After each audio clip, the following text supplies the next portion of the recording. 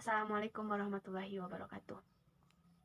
Kami dari kelompok 9 dengan mata kuliah Manajemen Bisnis Syariah dengan berjumlahkan anggota 2 orang, yaitu Karnila 37213 dan saya sendiri Salwa Saadah Khairil dengan NIM 37227. Kami akan menjelaskan tentang manajemen risiko. Yang pertama yaitu penyebab manajemen risiko. Manajemen risiko adalah proses identifikasi penilaian prioritas prioritas risiko yang diikuti oleh koordinasi dan aplikasi sumber daya ekonomi untuk meminimalkan, memantau, dan mengawasi kemungkinan terjadinya peristiwa yang tidak menguntungkan. Menurut Abbas, terdapat 3 faktor yang menjadi pengaruh ketidakpastian yang berujung pada sebab terjadinya risiko keuangan. Ketidakpastian tersebut dikarenakan beberapa faktor.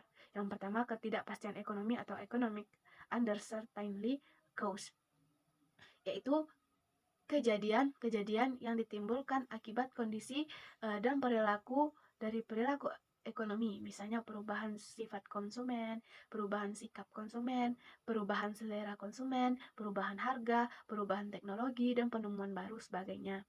Yang kedua, ketidakpastian dikarenakan oleh alam, nature uncertainty cause, yaitu ketidakpastian yang disebabkan oleh alam, misalnya banjir, badai, gempa bumi, kebakaran, dan lain sebagainya.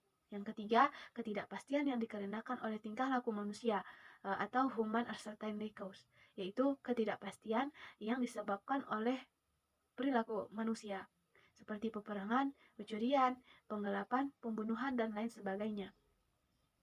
Sistem manajemen risiko. Sejak awal berdiri, perusahaan telah membangun manajemen risiko dan terus berkembang sejalan dengan pertumbuhan usaha. Sistem yang dijalankan sesuai dengan arahan direksi dan di bawah pengawasan Dewan Komisaris untuk memastikan pelaksanaan yang efektif, memadai, dan sesuai dengan arahan karakteristik, kompleksitas, dan profil perusahaan. Setiap tahunnya, perusahaan terus-menerus melakukan penguatan sistem manajemen risiko yang dilaksanakan oleh unit audit internal yang merupakan unit pendukung pencapaian target yang telah ditentukan untuk menghasilkan kualitas aset yang sehat. Ada beberapa aspek-aspek penerapan manajemen risiko untuk memastikan pengawasan risiko yang berkelanjutan, yaitu yang pertama, pengawasan aktif oleh Dewan Komisaris dan Direksi. Yang kedua, penetapan dan pengembangan secara terus-menerus atas kebijakan serta prosedur manajemen risiko yang jelas dan menyeluruh. Yang ketiga, pengawasan agar proses identifikasi, pengukuran, pemantauan, dan pengendalian risiko dijalankan sesuai dengan perkembangan usaha dan peraturan perundang-undangan yang berlaku. Keseluruhan pengelolaan risiko serta diuraikan pada bagian sebelumnya secara lengkap pada Peraturan Bank Indonesia Nomor 5 /8 PBI 2003 tentang penerapan manajemen risiko bagi bank umum, sebagaimana telah diubah dengan Nomor 11/25 PBI 2009 tentang perubahan atas Peraturan Bank Indonesia tentang penerapan manajemen risiko bagi bank umum. C. Penerapan kebijakan manajemen risiko. Yang termasuk dalam pelaksanaan manajemen risiko adalah yang pertama, mengevaluasi penerapan risiko pada perusahaan. Kedua, memastikan seluruh risiko yang signifikan dan dampak yang ditimbulkan oleh risiko yang dimaksud yang telah ditindaklanjuti. Yang ketiga, menyampaikan laporan pertanggungjawaban kepada Dewan Komisaris secara berkala. Yang keempat, mengkomunikasikan kebijakan manajemen risiko secara efektif kepada seluruh jenjang organisasi yang relevan dalam perusahaan agar dipahami secara jelas. Materi selanjutnya akan dilanjutkan oleh rekan saya, Karnila. Assalamualaikum warahmatullahi wabarakatuh. Perkenalkan, nama saya Karnila, NIM 372013. Baiklah, di sini saya akan melanjutkan pembahasan dari saudari Salwa Saadah Khairil, yaitu D. Sumber-sumber risiko.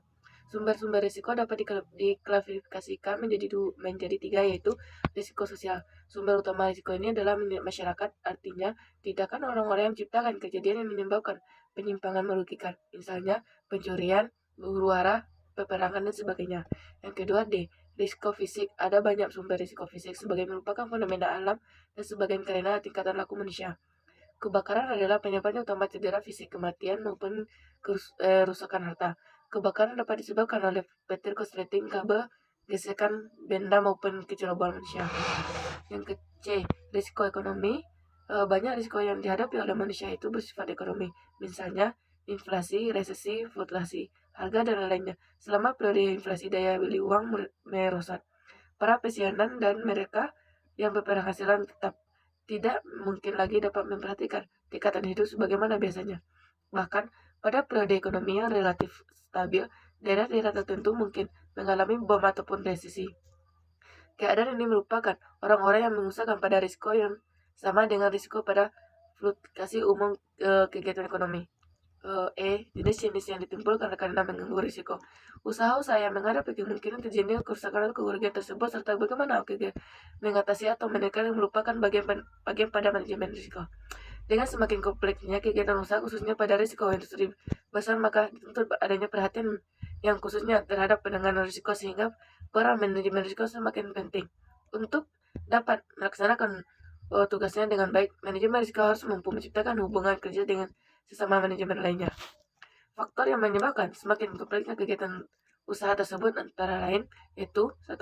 Semakin cepatnya perkembangan perdagangan internasional.